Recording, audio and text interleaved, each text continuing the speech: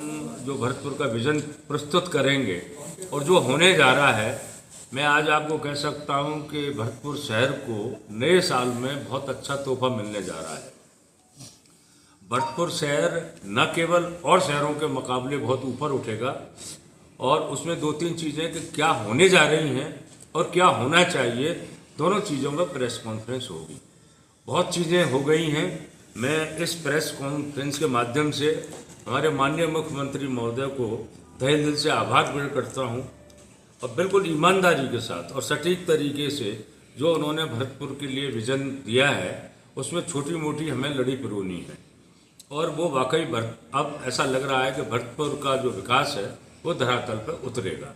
अब दो तीन बातें हैं। अगर आज आपने अखबार पढ़ा हो तो पहली चीज़ ये है कि आज कोटपुतली से लेकर के और किशनगढ़ तक की एक्सप्रेस वे 4 लेन 6,000 करोड़ का मंजूर हुआ है। अब उसमें जो हमको कड़ी पिरूनी है वो ये करनी है कि भरतपुर से लेकर के बहरोड तक का 4 लेन बन जाए। जिस दिन भरतपुर का और बहरोड की 4 लेन बन जाएगी तो हम पूरा का पूरा जो बॉम्बे और दिल्ली का जो ग्रीन एक्सप्रेस वे उसका पूरा फ़ायदा ले पाएंगे, नंबर 1। नंबर 2, उससे जो फ़ायदा हुआ वो ये होगा कि आज जो भरतपुर है वो शेखावाटी से सीधा जुड़ जाएगा। तो भरतपुर की जो धरोहर हैं और शेखावाटी की धरोहर है, दोनों का आज मिलान हो जाएगा सिर्फ एक रोड की वजह से। और भरतपुर को टूरिज्म को बहुत बड़ा एक बूस्ट मिलेगा। तो एक काम तो ये बहुत अच्छा होने जा रहा है। दो तीन बातें और हैं। से ब्यावर एक्सप्रेस वे हो रहा है और भरतपुर का ब्यावर एक्सप्रेस वे जब ये बनना शुरू हो जाएगा तो आपको मालूम होगा कि बरेली से लेकर के और पुराना जो दिल्ली से लेकर के और आगरा तक का जो पुराना रोड है, वहाँ पे तो आपको मथुरा में होकर के जमुना एक्सप्रेस वे पर नहीं जाना पड़ता है। मैं गया हूँ और ऊपर फ्लाई ओवर होकर के हट चला जाता हूँ।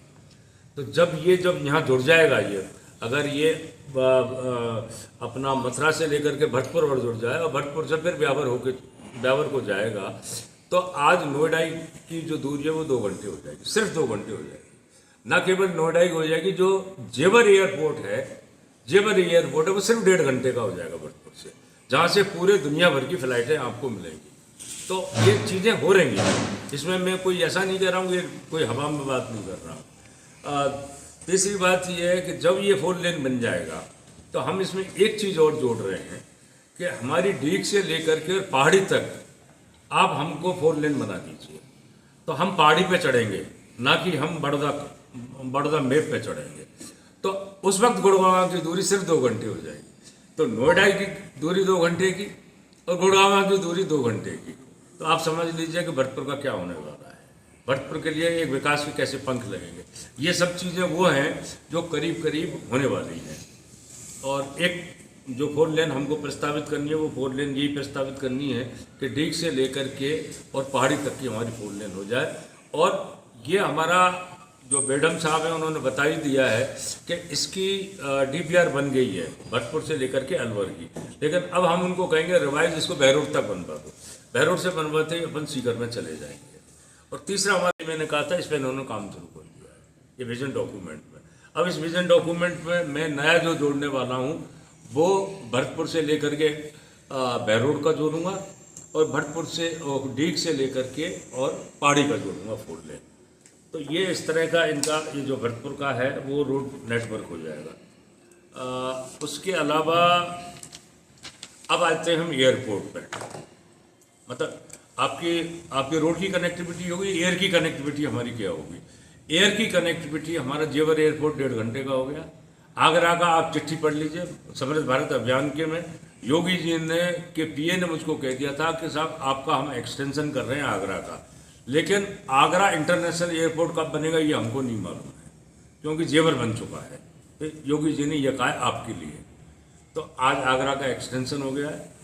आपको मालूम है आगरा एयरपोर्ट एक्सटेंशन हो रहा है और ये पूरा इस साइड में आ रहा है, ये करावली की तरफ आ रहा है। तो हम इसमें ये करेंगे भाई फ्लाइट और बढ़ा दो हमारी। तो यहाँ से फ्लाइट अभी तो आपको मालूम बेंगलोर की जा रही है, यहाँ से बेंगलोर की फ्लाइट जा रही है आगरा से। लेकिन हम चाहेंगे कि भाई मुंबई की भी रेगुलर फ्लाइट जाए और यहाँ से जयपुर की भी चली जाए वाली फ्लाइट। तो ये हमारी एयर कनेक्ट